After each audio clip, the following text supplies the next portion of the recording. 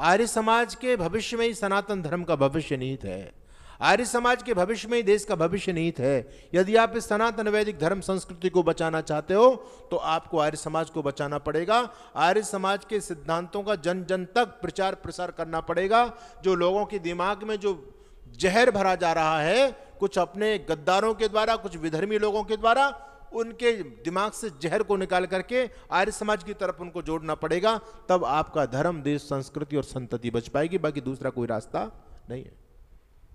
कितना बड़ा षड्यंत्र है। कहते हैं जी आर्य समाज मूर्ति पूजा का खंडन करता है। क्या कबीरदास जी ने मूर्ति पूजा का खंडन नहीं किया?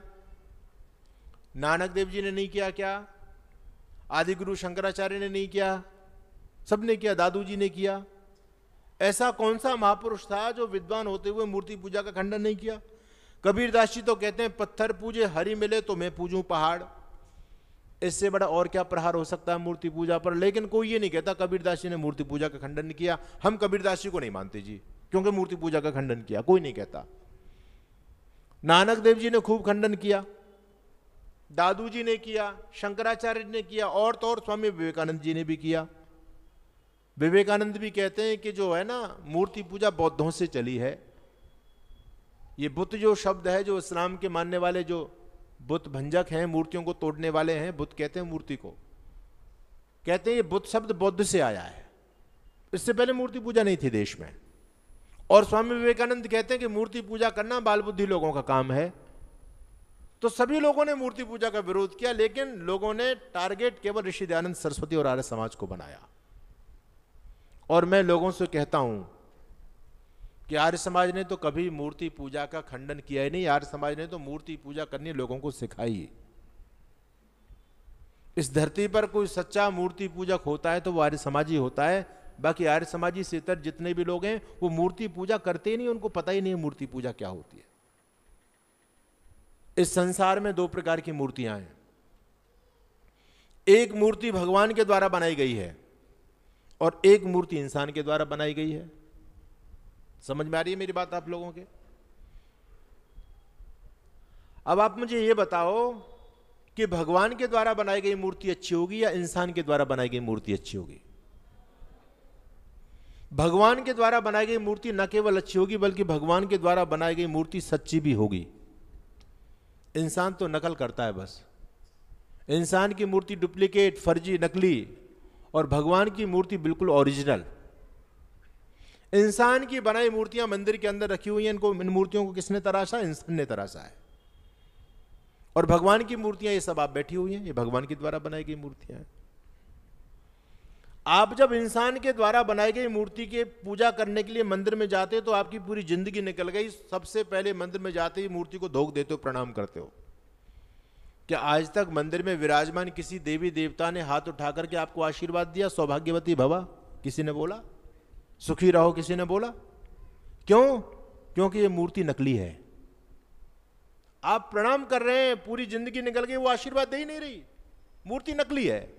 और इस काम को भगवान की बनाई मूर्ति के सामने करो आप।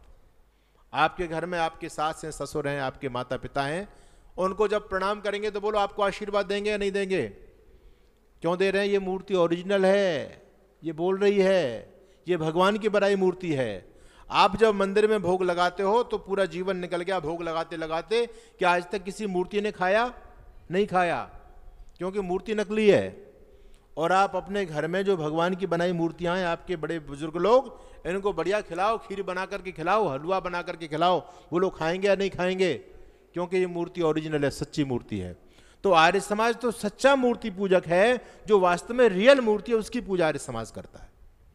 मातृशक्ति जो भगवान की बनाई दिव्य मूर्ति थी, जो ब्रह्मा कहा गया वेद में जिसको, उसको समाज ने अपमानित किया। उसको लोगों ने पैर की जूती बताया। उसको लोगों ने, कोई कहता था ये खेतियां होती हैं, कोई कहता था इसके अंदर आत्मा नहीं होती। और हमारे सनातन धर्म के अंदर भी लोगों ने कहा नारी की छाया पड़त, अंधा होत भुजंग, और कबीरा उनकी कहा गति जो नित नारी के संग।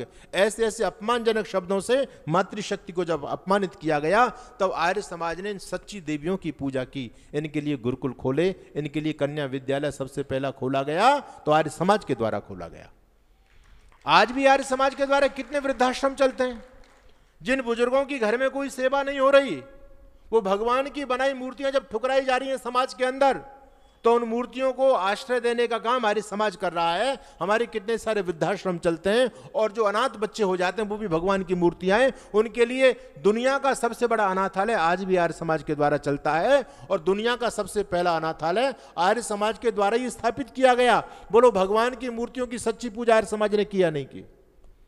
आर्य समाज जानता है मूर्ति पूजा करना, बाकी लोग तो ना तो मूर्ति को जानते ना उसकी पूजा करना जानते।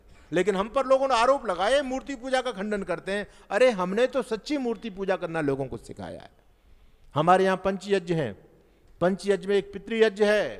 पितृयज्ञ का मतलब जानते हो? आजकल तो फादर्स डे आ गया, मदर्स डे आ गया, साल में एक दिन भर माता पिता को प्रणाम कर लो, हो गया फादर्स डे। ये कौन सी संस्कृति है? हमारे यहाँ तो पितृयज्ञ वो प्रतिदिन का कर्म है। पितृयज्ञ, माता पिता, बुजुर्ग, दादा दादी जो भी घर में है उनकी बहुत श्रद्धा के साथ में, सम्मान के साथ में सेवा करो। ये किसने सिखाया? आर्य समाज ने सिखाया। तो सच्ची मूर्ति पूजा करनी तो आर्य समाज ने सिखाई है।